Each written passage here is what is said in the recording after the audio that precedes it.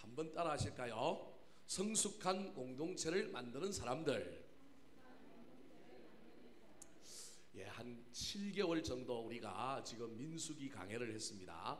오늘이 민수기 마지막 강해고요. 이게 끝나고 나면 이제 수요일마다 신약 성경으로 가서 히브리서 강해를 하려고 합니다. 여러분 기억해 주시고 또 수요일마다 말씀을 사모하는 마음으로 계속해서 나와주시면 감사하겠습니다. 오늘 설교 제목이 성숙한 공동체를 만드는 사람들입니다. 그렇다면 어떤 공동체가 성숙한 공동체일까요? 설교 제목에 그 답이 있습니다. 정답은 성숙한 사람들이 모여있는 공동체가 성숙한 공동체입니다. 재미난 것은 오늘 본문이 민수기의 마지막 장인데, 민수기의 마지막 장이 우리가 생각했던 것하고는 전혀 이상한 좀 생뚱맞은 이야기로 끝을 냅니다. 좀 장대하게, 좀 스케일이 크게, 아니면 좀 더 아름다운 이야기, 좋은 이야기로 끝을 딱 맺으면 좋겠는데요.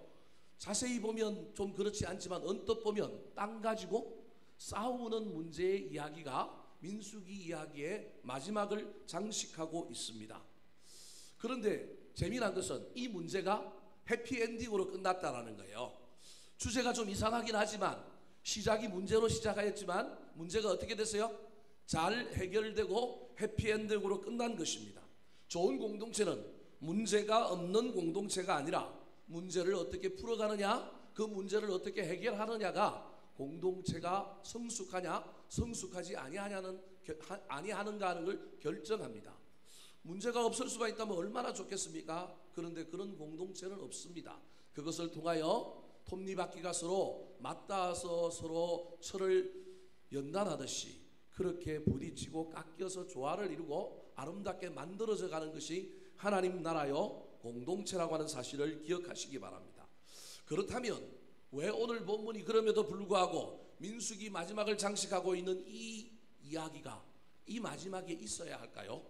오늘 본문이 성숙한 공동체에 대한 이야기라고 한다면 성숙한 공동체의 특징은 어떤 특징이 있을까요? 그 공동체를 어떤 사람들이 만들어 갈까요? 첫 번째로 따라 하시겠습니다. 문제를 의논하고 합의하는 공동체. 성숙한 공동체는 문제가 없는 공동체가 아니라 문제가 있지만 그 문제를 때로는 드러내고 의논하고 또 합의하는 공동체라는 겁니다. 그 공동체 안에 그런 일들을 주도하고 그런 일들에 성숙한 사람들이 있을 때 성숙한 공동체가 된다는 것입니다. 오늘 본문에도 땅의 소유권 문제, 이스라엘 백성들은 땅이 그 기업의 지파에게 제비 뽑아서 분배되고 난 다음에 그 지파에서 계속 그 땅이 흘러가야 되는데 이 땅의 문제가 생기는 일이 벌어진 것입니다. 그런 문제를 발견한 사람들이 그것을 가지고 뒤에서 쑥덕거리거나 미리 판단하여 이거 잘못됐다, 정책이 잘못됐다, 하나님이 틀렸다, 모세가 이 일을 잘못 처리하고 있다 이렇게 말하지 않고 자신들의 공론을 모아올 뿐만 아니라 이 공론을 공식화된 자리에서 특별히 지도자들과 뭐하고 있느냐 하면 따지는 것이 아니라 의논하고 있는 것이 아름다운 모습입니다. 1절 말씀 같이 한번 읽어볼까요? 시작. 요셉 자손의 종족 중 므낫세의 손자 마길의 아들 길르앗 자손 종족들의 수령들이 나와 모세와 이스라엘 자손의 수령된 지휘관들 앞에 말하여. 저기 보니까 요셉의 자손 종족 중 그렇게 이야기합니다. 그럼 요셉의 자손은 므낫세 지파와 에브라임 지파를 얘기하는 거예요. 그런데 그러면 그냥 므낫세 지파 그러면 되는데 또 저기 뭐라고 얘기하고 있냐면 므낫세의 손자 마길의 아들 길르앗 자손 종족들 이렇게 이야기합니다. 저 말은 무슨 말이냐 하면 므낫세 지파가 절반씩 갈려서 요단 동편에도 땅을 차지하고 나중에 요단 서편에도 땅을 차지하게 될 건데 지금 문제가 어디에서 벌어졌느냐 하면 미리 요단 동편에 땅을 차지한 므낫세 절반 지파에게서 문제가 벌어진 거예요. 아직 절반 지파는 요단강을 건너가서 아직 정복하지 아니하였는데 요단 동편에 있는 사람들 중에 문제가 생겼기 때문에 저기를 므낫세 지파 그러지 않고 므낫세의 손자 마길의 아들 길르앗 자손의 종족들의 수령이 그렇게 말하고 있는 겁니다. 이들이 문제를 발견했어요. 제도가 잘못됐고 뭔가 지금 문제가 있다는 걸 안 거예요. 근데 그걸 가지고 막 뒤에서 소문을 만들고 원망과 불평을 만들고 알아보지도 않고 막 쑥덕거린 것이 아니라 수령들이 모여서 이 문제를 가지고 우리가 한번 의논해 봅시다. 대안을 마련해 봅시다. 그리고 누구에게 나왔다고요? 이스라엘 자손의 수령된 지휘관들 앞에 말하였다 그렇게 말하고 있는 것입니다. 여러분 이것이 올바른 태도입니다. 확인해보고 물어보고 이야기해보고 그 다음에 그것을 결정하면 됩니다. 사랑하는 성도 여러분, 저와 여러분의 삶의 현장에서 우리가 무슨 일들의 문제를 발견하게 될 때 그 문제를 사적인 장소에서만 해결하려고 하지 말고 공적인 장소에서 반드시 언론을 하시기 바랍니다. 그러면 공적인 장소에서 언론된 이야기는 모두가 공유할 수 있습니다.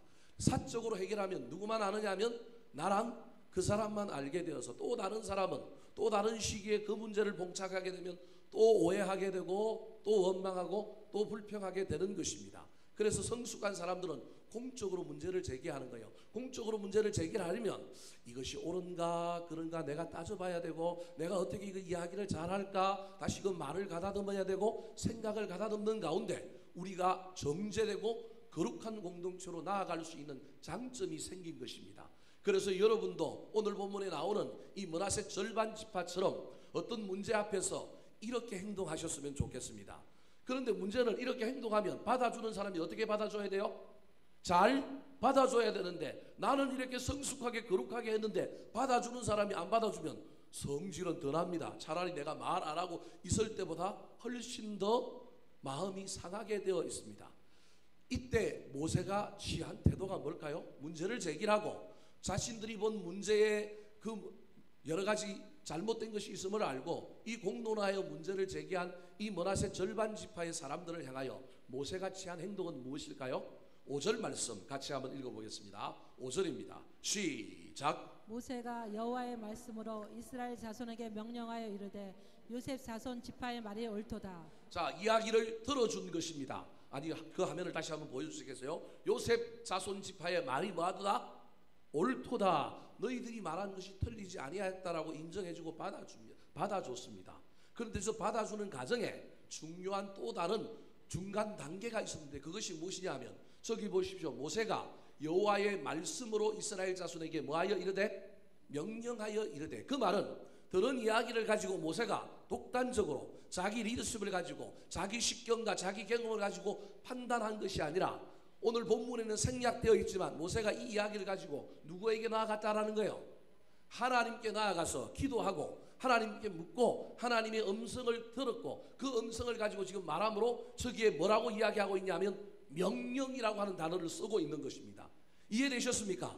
그러므로 오늘 이 말은 이 공동체가 성숙한 사람들이 성숙하게 문제를 제기하고 성숙한 모세가 그것을 하나님께 가지고 나가서 하나님께 물었을 뿐만 아니라 그 물은 해답을 그냥 의견으로 제시하는 것이 아니라 무엇으로 이야기하고 있어요? 명령으로 이야기하고 있는 겁니다. 여기에 저와 여러분이 배워야 할 것이 있습니다. 제가 목사이기 때문에 제 권위를 주장하려고 그런 것이 아니라 누군가에게 의견을 묻고 언론을 할 때는 여러분 반드시 내가 순종하리라 결단하고 물으시고 언론하시기 바랍니다. 그것이 옳습니다. 왜냐하면 내 생각과 다를 수 있습니다. 그래서 우리는 내 생각을 투여하고 내 생각을 가지고 설득하고 내 생각이 받아들여지는 것이 하나님의 뜻이요 옳은 것이라고 하는 전제를 가지고 있습니다. 이것은 말하는 사람뿐만 아니라 모세 또한 동일하게 가지고 있어야 될 태도입니다. 내가 들어보니 내 생각은 아닌데 하나님께 갔는데 하나님이 내 생각이 틀렸다 그러면 모세도 그 말에 뭐 해야 돼요? 순종해야 되는 겁니다. 그래서 우리는 특별히 동양적인 사고를 가지고 있는 사람들은 내가 생각한 것이 받아들여지는 것이 옳은 것이고 선이라고 생각하는 잘못된 생각이 있습니다. 그래서 내가 의견을 냈는데 그 의견이 받아들여지지 않으면 틀렸다 잘못했다 더 감정이 상하고 더 문제가 벌어지는 경향이 있습니다. 오늘 본문은 그렇게 행동하고 있지 않습니다. 의견을 제시했고 그 의견을 받아들은 모세가 누구에게 갔느냐 하면 하나님께 가서 하나님의 음성을 듣고 하나님의 명령을 뭐합니까? 전달합니다. 그리고 오늘 본문에 보니까 그 전달된 명령을 백성들이 어떻게 합니까? 순종하고 따릅니다. 물론 자기들의 생각과 같아서 따른 사람들도 있지만 오늘 본문을 자세히 보면 자기들의 생각과 같지 않는 사람들도 하나님의 명령이었기 때문에 순종하고 있다는 것을 저와 여러분이 나중에 발견하게 될 것입니다. 사랑하는 성도 여러분, 성숙한 공동체는 문제가 없는 공동체가 아니라 문제가 있는 공동체입니다. 그 문제를 어떻게 해결하느냐?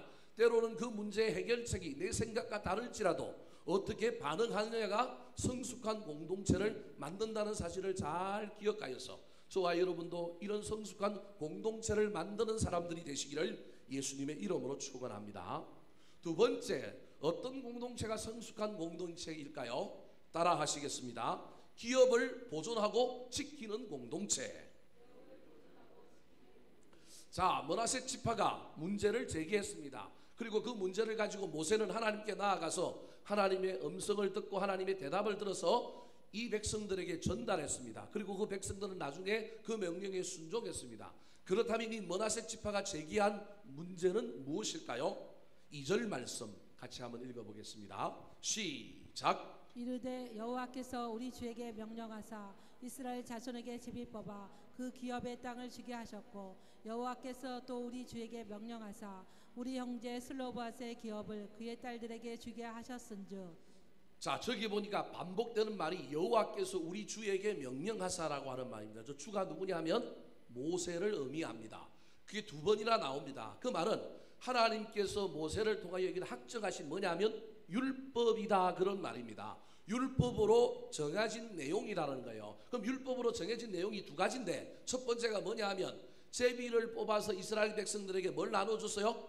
땅을 나눠줬어요. 그런데 무슨 문제가 생겼느냐 하면 아들이 없고 딸만 있는 사람들은 아들에게만 땅이 유산으로 물려지고 상속되는 문화 속에서 딸들은 뭘 못 가지게 되느냐 하면 땅을 못 받게 된 것을 문제 제기한 사람들이 나왔다라는 거예요. 그 사람이 누구냐 하면 슬로보앗이라고 하는 사람의 딸들이었는데, 그 아버지가 딸만 낳고 아들을 못 낳고 죽었어요. 하지만 이들에게도 뭐가 주어지게 되느냐 하면 제비를 뽑아서 땅들이 주어지게 되는 거예요. 예를 들 것 같으면 이렇습니다. 여러분, 이스라엘 땅이 있으면 12개를 나눠서 나눠줬습니다. 그럼 그 12개 중에도 한 지파 같은 경우에는 여러 가문이 있겠죠. 그 가문들 중에 또 나누는 거예요. 므낫세 지파가 47,000명이었어요. 47,000명이 동쪽 서쪽으로 나눠졌으니까 23,500명씩 나누어진 것 중에 오늘 여기 나오는 딸이 몇 명이냐면 5명이에요. 그러면 5명에게 나누어진 땅은 알고 보면 미미한 땅이에요. 적은 땅일 거란 말이에요. 그런데 이 땅에 대한 것이 아주 중요합니다. 이게 오늘 본문의 사실은 주제고 민수기 전체의 주제이기도 한 거예요. 그 땅에 대한 이야기를 지금 하고 있는 거예요. 여자들에게 그 땅이 상속이 되게 해달라고 요구한 거예요. 그게 어디에 나오느냐 하면 민수기 27장에 나와요. 여자들이 또 아들이 없으니 이건 우리 아버지의 몫이니 우리에게도 땅을 주셔야 하지 않겠습니까? 그래서 그 당시의 문화와 달리 여자들에게도 땅을 상속하는 율법을 만든 거예요. 12지파에게 땅을 준다는 첫 번째 율법, 두 번째로는 아들이 없이 죽은 사람들에게는 딸에게도 뭘 준다? 율법을 그 땅을 준다라고 하는 그 율법이 만들어졌다는 걸 2절에 이야기하고 있는 거예요. 그럼 그 율법이 언제 만들어졌냐 하면 이미 민수기 27장에 그 내용이 기록되어 있습니다. 민수기 27장 3절 4절 말씀, 먼저 3절 말씀이 있겠습니다. 시작. 우리 아버지가 광야에서 죽었으나 여호와를 거슬러 모인 고라의 무리에 들지 아니하고 자기 죄로 죽었고 아들이 없나이다. 4절 시작. 어찌하여 아들이 없다고 우리 아버지의 이름이 그의 종족 중에서 삭제되리이까. 우리 아버지의 형제 중에서 우리에게 기업을 주소서 하매. 이게 슬로보앗의 딸들이 모세에게 요청하여 모세가 하나님께 물어서 쟁취한 내용입니다. 2절에서 지금 그 내용을 이야기하고 있는 거예요. 자, 이건 슬로보앗이라고 하는 딸들이 제기하여 얻는 쟁취된 문제인데, 이번에는 문제를 제기하는 사람이 슬로보앗의 딸들이 아니라 슬로보앗의 딸들이 속해 있는 므낫세 절바 지파의 수령들이 제기하고 있는 문제예요. 2절은 그동안까지 정해진 건데 그 정해진 것이, 그 제도가 가만 살펴보니 뭐가 있다라는 거예요? 문제가 있다라는 거예요. 우리가 애를 써서 그 딸들이 쟁취했는데 알고 보니까 이게 문제가 있어서 다시 우리가 이걸 고치자고 지금 이야기합니다라고 이야기하는 거예요. 그러면 이 므낫세 절바 지파의 수령들이 발견한 문제의 내용이 무엇일까요? 그게 바로 3절 4절에 나옵니다. 오늘 본문 3절 4절. 먼저 3절을 한번 읽어볼까요? 시작. 그들이 만일 이스라엘 자손의 다른 지파들의 남자들의 아내가 되면 그들의 기업은 우리 조상의 기업에서 떨어져 나가고 그들이 속할 그 지파의 기업에 첨가되리니 그러면 우리가 제법 뽑은 기업에서 떨어져 나갈 것이요. 무슨 말이냐면 딸들에게 재산을 줬는데, 땅을 줬는데 이 딸들이 시집을 가면 그 땅은 그 다음에 그 집안의 아들들에게 또 유산이 상속되니까 따지고 보면 지파를 넘어가서 그 땅이 어떻게 돼요? 상속이 되는 거예요. 그러면 므낫세 지파의 땅은 어떻게 되냐면 비록 적은 땅이라 할지라도 5명밖에 해당되지 않는 적은 땅일지라도 므낫세 지파의 땅은 어떻게 돼요? 줄어드는 거예요. 그러니까 슬로보앗이라고 하는 사람들은 개인적으로 그 딸들은 자기들이 땅을 상속받았으니까 이 문제는 생각하지 않고 우리에게 땅만 주십시오 그랬는데 므낫세 지파 전체의 관점에서 보니까 자기들의 뭐가 줄어드는 거예요? 땅이 줄어드는 문제가 생긴 거예요. 그런데 이 문제를 해결하기 위하여 모세가 사실은 만들어 놓은 또 다른 율법이 있는데 그게 뭐냐면 희년이라고 하는 제도입니다. 나 같은 땅들이 50년 후에 다 어떻게 해요? 돌아오는 제도를 만들어 놓은 거예요. 그래서 이게 문제가 없을 거라고 생각해서 슬로보앗의 딸들에게도 이 땅을 줬는데 알고 보니까 이게 안 돌아오는 문제가 생기는 거예요. 왜 안 돌아올까요? 자, 4절 말씀을 먼저 한번 읽어보겠습니다. 4절입니다. 시작. 이스라엘 자손의 희년을 당하여 그 기업이 그가 속한 지파에 청구될 것이라. 그런즉 그들의 기업은 우리 조상 지파의 기업에서 아주 삭감되리이다. 자, 희년이 되면 저기 희년을 당하여라고 하는데 희년이 되면 나 같은 땅들이 다 돌아와야 되는데 이때 희년에 돌아오는 땅들은 어떤 땅이냐면 판땅. 그러니까 내가 어쩔 수 없이 먹고 살기 위하여 땅을 어떻게 했어요? 팔았어요.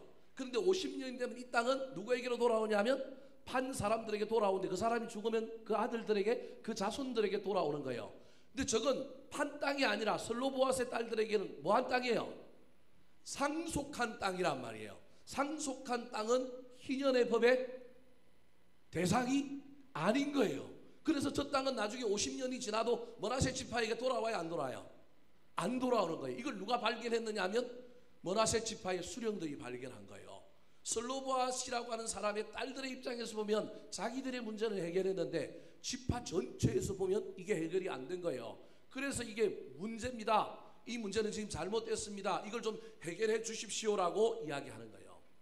여기서 저와 여러분이 생각해 봐야 할 것이 있습니다. 그렇다면 이렇게 주장하는 므낫세 지파의 수령들의 주장은 욕심일까요?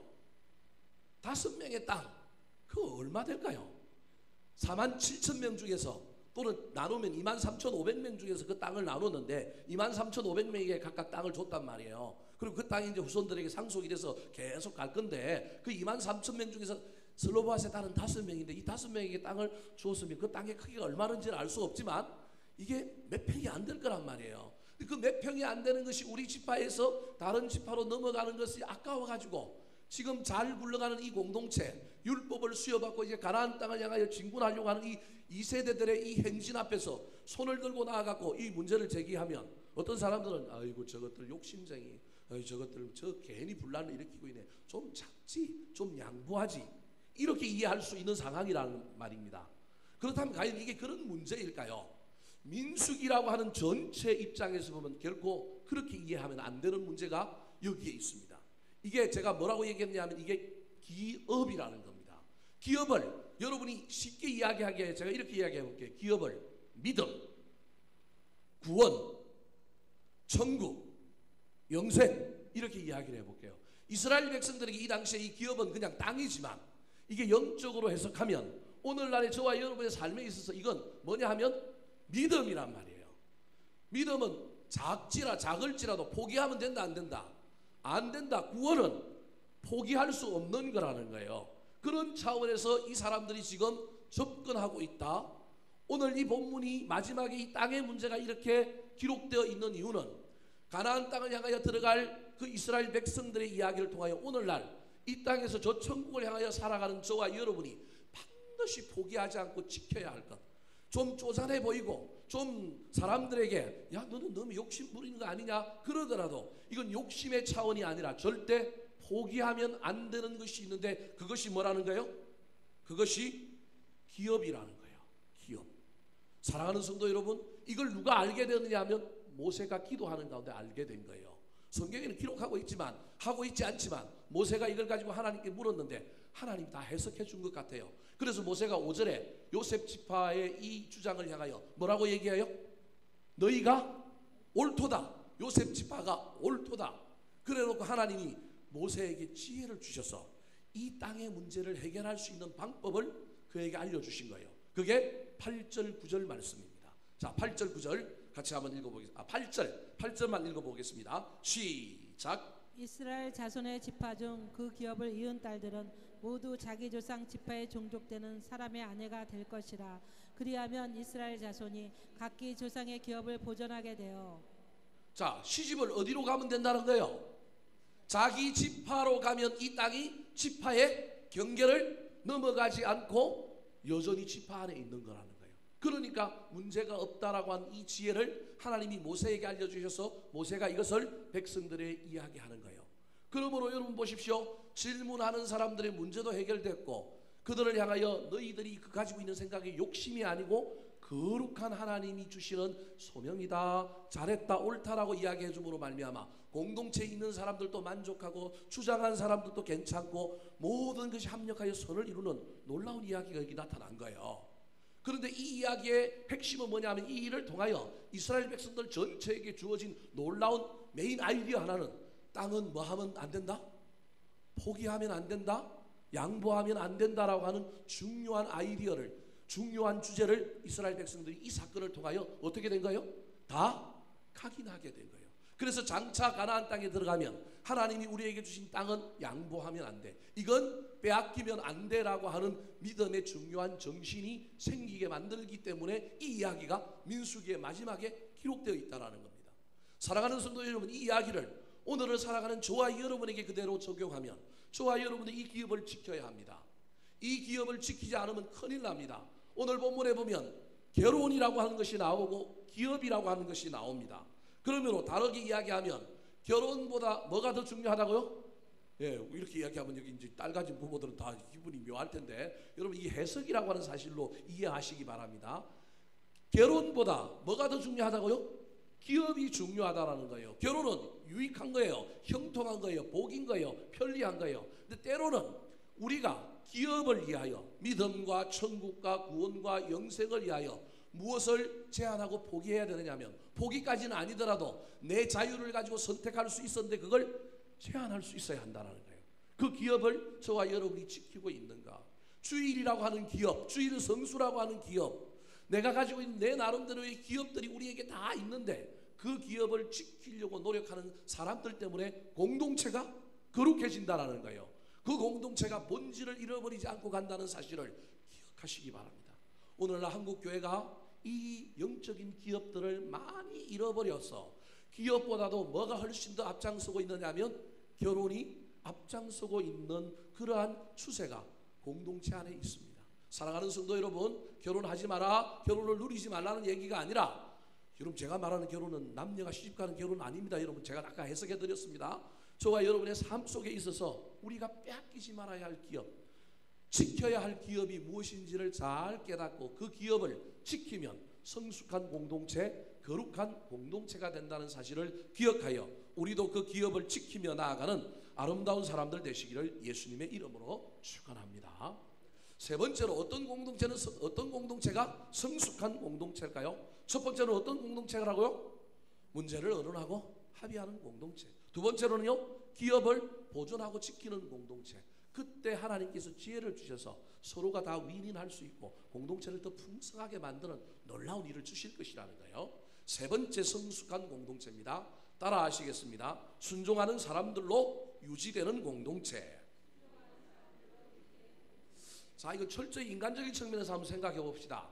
자, 오늘 문제를 제기하는 사람들은 슬로보앗의 딸들이 아니고 누구예요? 슬로보앗의 딸들이 소속되어 있는 므낫세 지파의 수령들입니다. 지도자들입니다. 그런데 모세가 처방을 내린 건 누가 지켜야 돼요? 애매하게 아무 말도 안 하고 있었던 누가 지켜야 돼요? 슬로보앗의 딸들이 지켜야 돼요. 우리 지파 말고 저쪽 유다 지파에 잘생긴 사람들이 있어. 믿음도 좋고 괜찮은 사람들이 있어. 근데 거기 시집 가고 싶은데 지금 이 일로 말미암아 이 슬로보앗의 딸들은 어떻게 해야 돼요? 제한을 당해야 돼요. 포기해야 되는 문제가 생기는 거예요. 그죠? 그래서 제가 아까 기업과 결혼이라고 하는 상징적인 비유를 여러분에게 들었던 이유가 여기 있는 거예요. 오늘 저와 여러분이 신앙생활 할 때 늘 이 두 가지 문제가 우리 사이에 우리를 선택하게끔 만드는 거예요. 기업을 선택할 거냐, 결혼을 선택할 거냐, 이 문제인 거예요.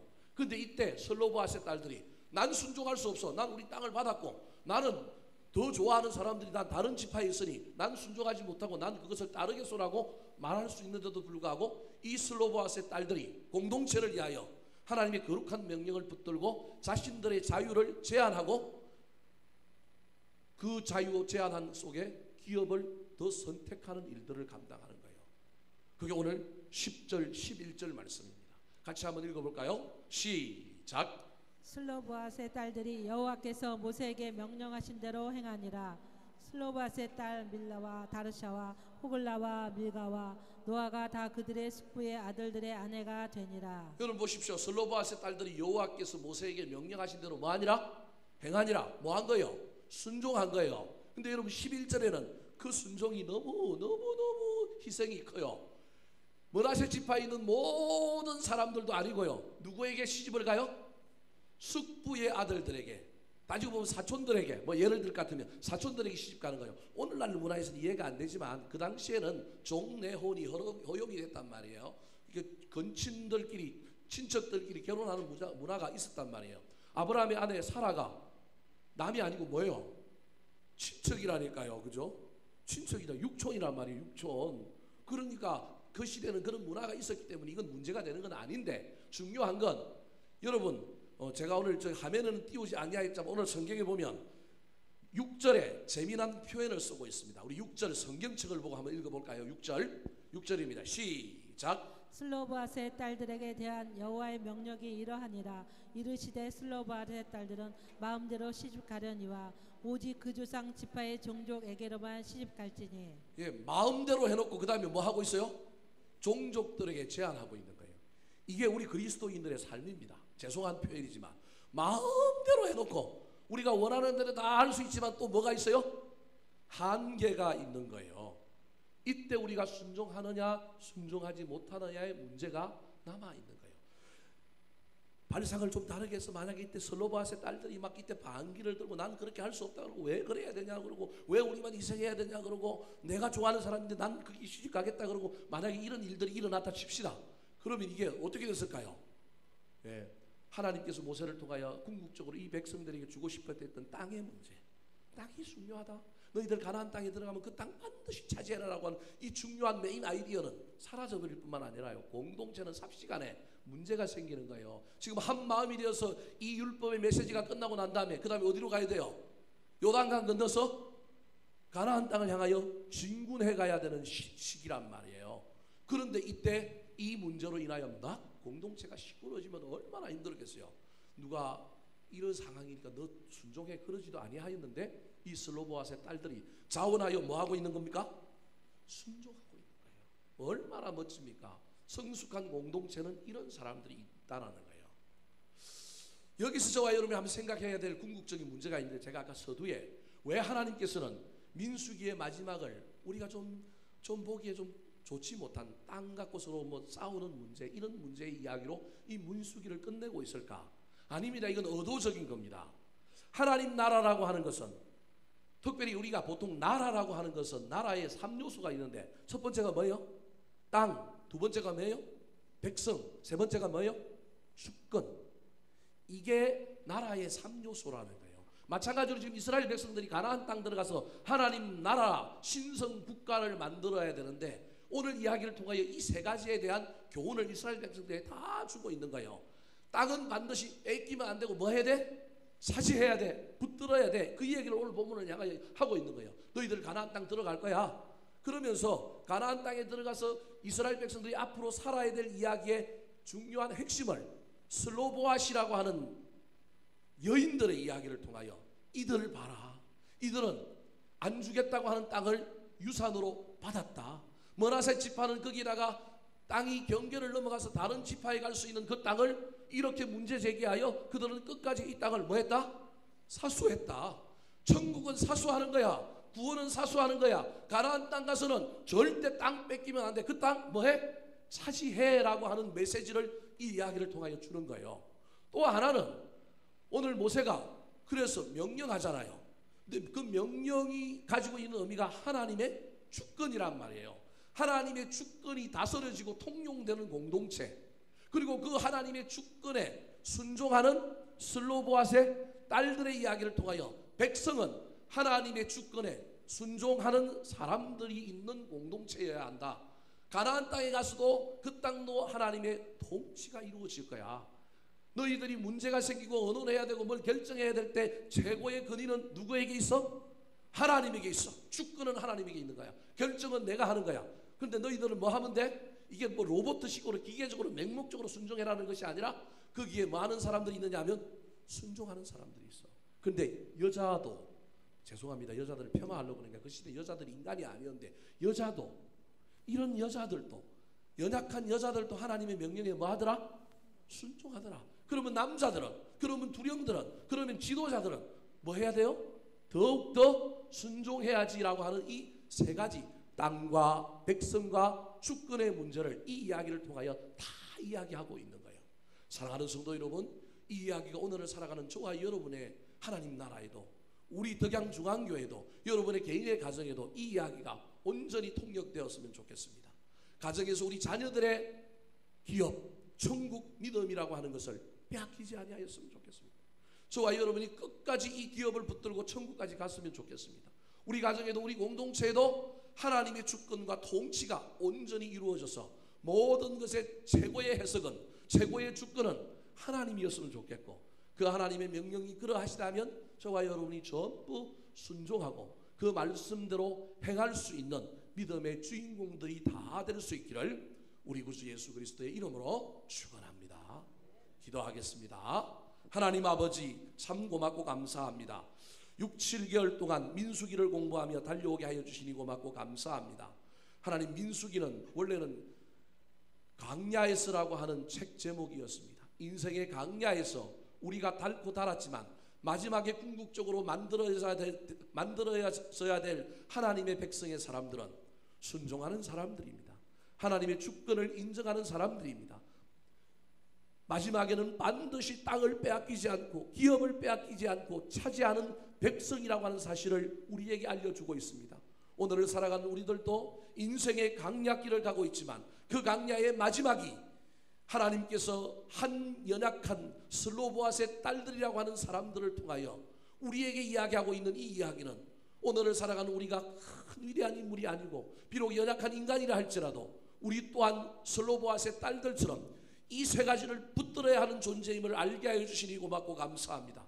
하나님의 통치와 주권 아래 있는 백성 되게 도와주시고 그 주권에 순종할 뿐만 아니라 결혼보다 기업이 우선인 사람들, 기업과 땅을 반드시 붙드는 인생들이 되어서 마침내 저 천국의 가나안 땅까지 들어가는 저희들의 남은 생애가 되게 도와주시옵소서. 오늘도 주의 귀한 백성들을 보내주셨는데 아픈 자들이 있습니다.